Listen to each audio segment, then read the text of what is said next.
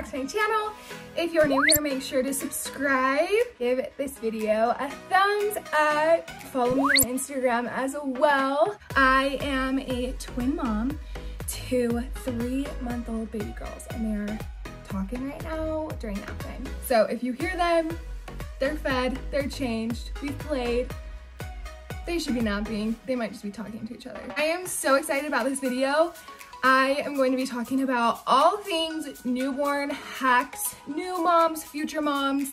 You need these hacks because this has made my life so much easier. Again, I have 2 babies. This is great for twin moms, moms of multiples, or even if you just have a singleton. These hacks are life-changing. Just gonna kind of go over all of them, and then I will insert some clips of like what I mean and what I like am doing. And so let's just like get right into this video. I always loved watching these videos before I had babies, but sometimes like you never know what's gonna work with your baby. So just because these hacks work with my babies, they might not work with yours, but that doesn't mean you can't give it a try. The #1 best hack ever, this is amazing, is starting your baby or babies on cold milk. There aren't different benefits if it's warm versus when it's cold. There aren't any risks.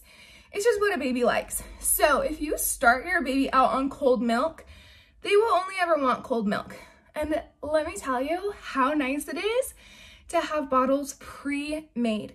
So this will not only save you money on the baby Breza, which will like warm up milk for you, it'll save you time, which we all know with a crying baby and you're trying to make a bottle super quick, it is just like it's so frustrating because you can't make it fast enough and trying to warm it up and testing it if it's too hot. Like, this is key. Similac sent us pre-made formula that you refrigerate, and then you could like pour into their bottle and then warm it up. So when they sent those to us, they had to be refrigerated and used within 24 hours. So they were probably like 3 weeks old when we made that switch to that cold formula, just because we had it and we wanted to use it.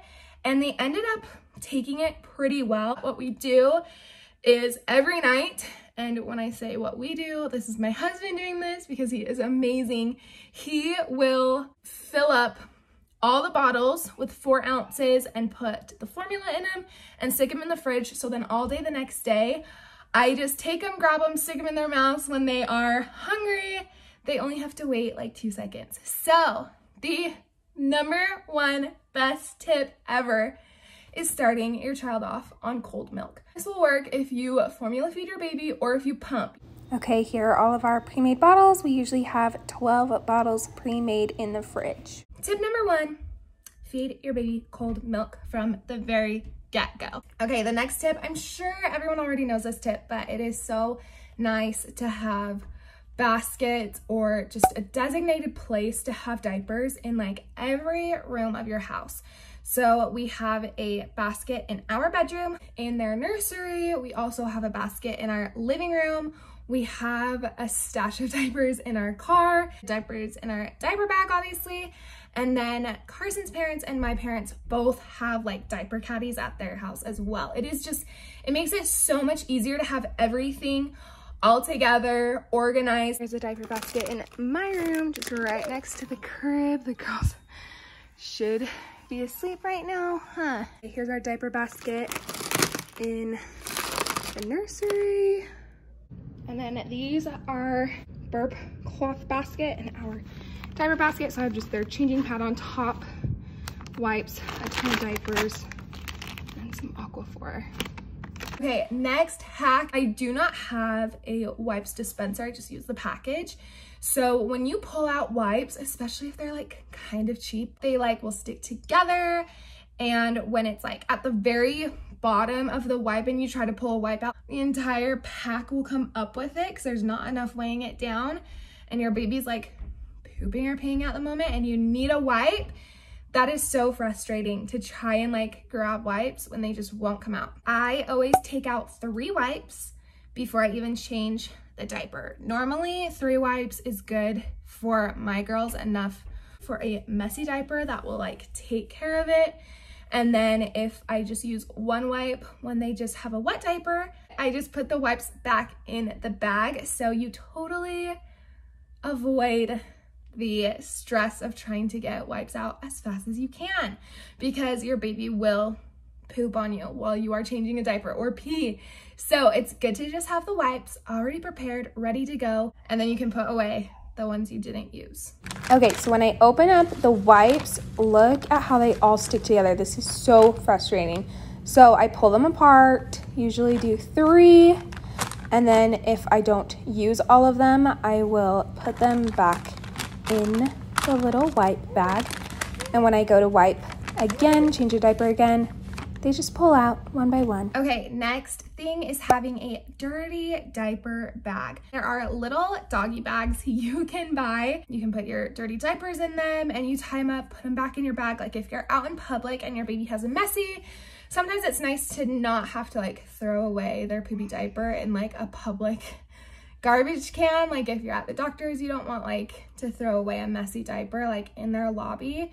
So what's nice is you can take the dirty diaper bag and put the diaper in it, tie it up, put it in your diaper bag, and throw it away when you get home. Another great thing those bags do is if your baby has a blowout, you want to keep the poop part, the messy part of it, good and moist and wet, or else then it's really hard to get that out in the washing machine. So you pour a little bit of water on it and then you put it in the doggy disposal bag, tie it up, put it in your diaper bag, and wash it when you get home. Okay, next thing that will save you money is you do not need a sound machine.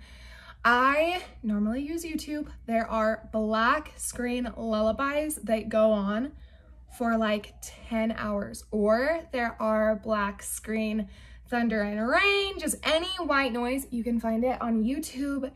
Just put it on your smart TV. So easy, it'll save you money. Or you can use a fan, and a fan is really, really good. It is proven to help prevent SIDS. That like airflow is super good for babies and it muffles noise. So a fan is great as well.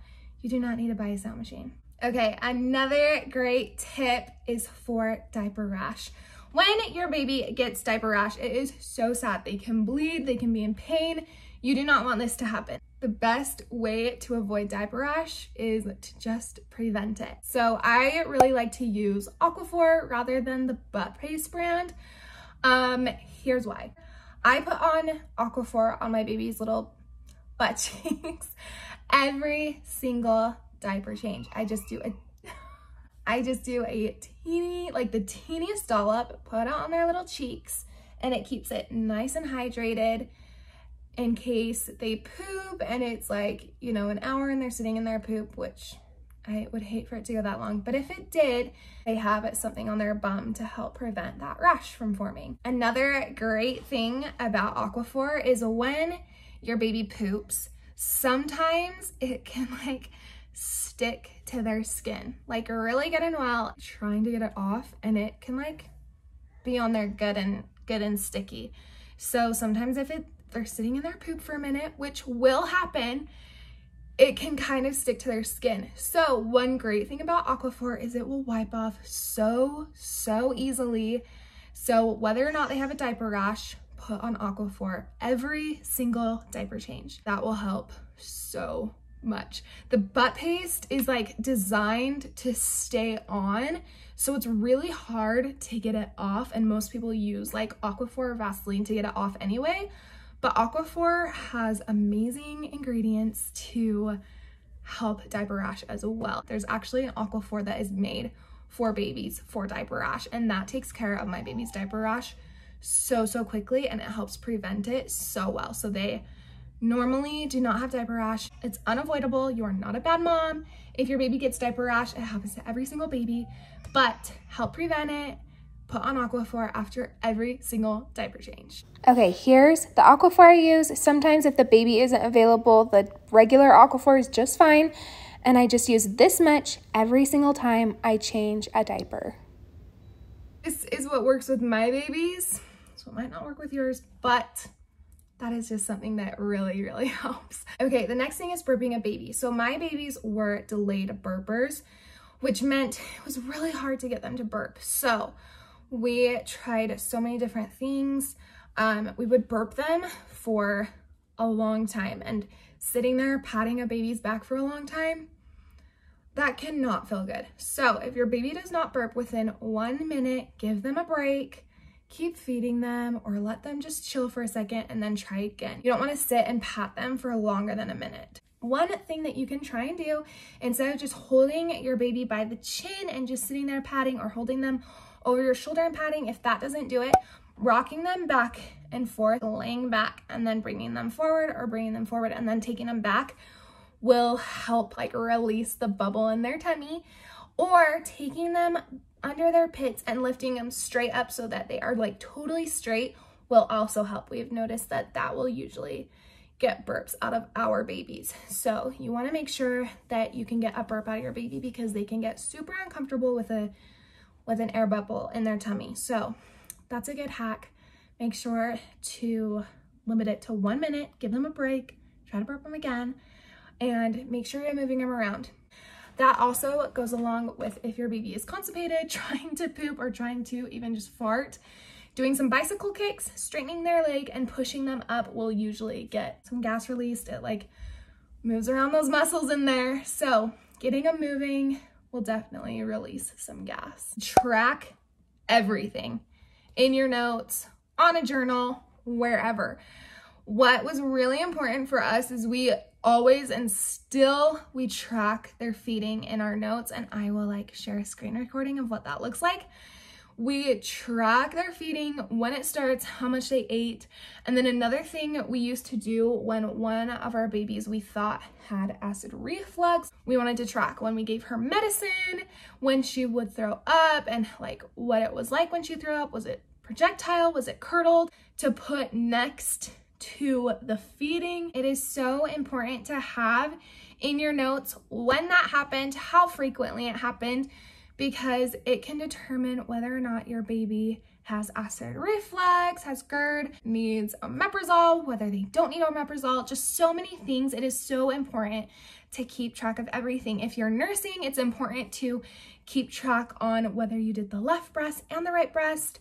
One really good tip is to have a hairband on your right side when you start, or on your left side when you start, and then when you switch sides so that you know what side you nursed on. It is just so good to keep things charted, all organized, so that you are organized. Put your baby to bed drowsy. Give them all those snuggles, but rock them enough that they're still kind of awake.